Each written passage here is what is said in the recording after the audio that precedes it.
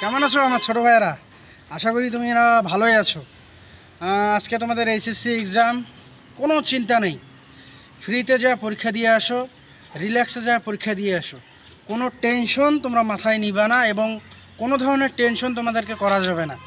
সামনে তাকাবা না, পিছনে তাকাবা না, বামে তাকাবা না, ডানে তাকাবা না। সুন্দরভাবে তোমাকে খাতা দিবে, খাতা নিয়ে মাথা নিচু করে সুন্দরভাবে পরীক্ষার হলে পরীক্ষা দিয়ে কোনো ধরনের টেনশন ছাড়া রিল্যাক্সে লেখে চলে আসো।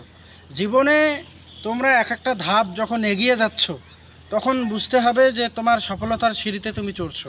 এটা তো মাত্র জার্নি। এসএসসি দিয়েছো, এইচএসসি দিচ্ছ, তোমাদের প্রতি অনেক শুভকামনা রইল। তোমরা ভবিষ্যতে এগিয়ে যাও বা আগামীর জন্য তোমরা আগামীতে অনেক কিছু করতেও পারো। কেউ রাষ্ট্রের হয়ে কাজ করতে পারো, কেউ দেশের হয়ে কাজ করতে পারো, কেউ জনগণের হয়ে কাজ করতে পারো, কেউ সাধারণ মানুষের হয়ে কাজ করতে পারো। এই শিক্ষা নিয়ে সাধারণ মানুষকে শিখাতে হবে কিভাবে সমাজে চলতে হয়, কিভাবে সমাজের মানুষের জন্য কাজ করতে হয়।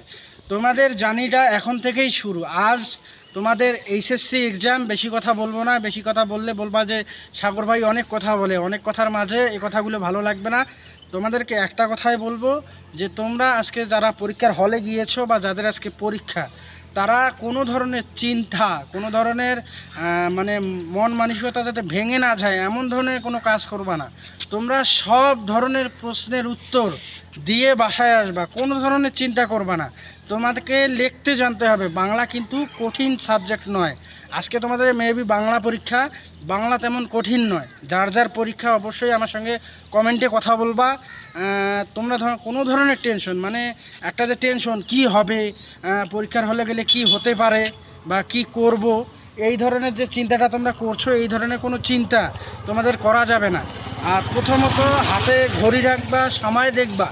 সময় খাতা কিন্তু তোমার মনে হয় 15 মিনিট আগে দিবে, 15 মিনিট আগে খাতা দিবে। খাতার যে ওয়েমারটা আছে, যেটা তুমি পূরণ করবা, গোল বৃত্তটা, ওখানে রোল নাম্বার, রেজিস্ট্রেশন নাম্বার দেওয়া আছে এবং উপরে বড় হাতের অক্ষরে নামও লিখতে বলা হয়।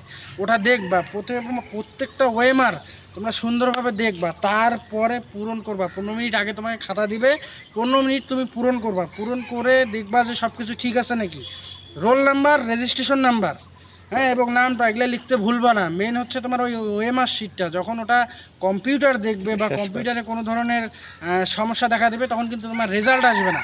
এত কষ্ট করে যখন লেখাপড়া করছো, তখন 5 মিনিট হাতে সময় নিয়ে ওই দেখবা যে তোমার ওই ওএমআরটা ঠিক আছে কিনা। এবং লাস্টে আর একটা কথা বলি, যখন লেখা শুরু করবা, পয়েন্ট আকারে সুন্দরভাবে লিখবা। তোমার হাতের লেখা যদি সুন্দর হয়, তুমি যদি লিখতে পারো, ভালো ভালো মানে লেখা উপস্থাপন করতে পারো খাতায়, যদি টিচার তোমার খাতা দেখে যে না ছেলেটা সুন্দর লিখেছে, ভালো লিখেছে, তখন কিন্তু অবশ্যই তুমি নাম্বার পাবা। কোনো শিক্ষকই চায় না যে তার ছাত্র ফেল করুক বা তার ছাত্রের খাতাটা মিসিং হোক বা কোনো কিছু হোক। তোমরা চেষ্টা করো, ইনশাল্লাহ তোমরাই আগামী দিনের ভবিষ্যৎ। আমি অতি ক্ষুদ্র মানুষ, তোমাদের সামনে কথা বলতে আসছি। যদিও কথাটা বেশি বলে ফেলেছি, যদি ভুল কোনো কথা বলে থাকি ক্ষমা দৃষ্টিতে দেখবা। কিন্তু লাস্টে একটা কথাই বলবো, ভুল করা যাবে না, প্যানিক হওয়া যাবে না, কোনো ধরনের উত্তেজিত হওয়া যাবে না। রিল্যাক্সে পরীক্ষা দিবা এবং খাতা জমা দেওয়ার লাস্ট মুহূর্তে তোমাকে বেরিয়ে আসার সময় খাতাটা আবার চেক দিবা। যখন খাতাটা চেক দিবা, তখন তুমি বুঝতে পারবা যে তোমার খাতাটাতে কোথাও ভুল হয়েছে কিনা। ভুল করা যাবে না ব্রাদার, সব কিছু ঠিক রাখতে হবে, সব কিছু তোমার উপর। এবং তোমার পরিবার তোমার দিকে চায়া কিন্তু বসে আছে, ঠিক আছে? তোমাকে এটাও মাথায় রাখতে হবে, তোমার পরিবার তোমার দিকে চেয়ে আসে। রেজাল্ট যখন বের হবে, তখন কিন্তু প্রতিটা বাবা মায়ের ইচ্ছা যে আমার ছেলে A+ হবে।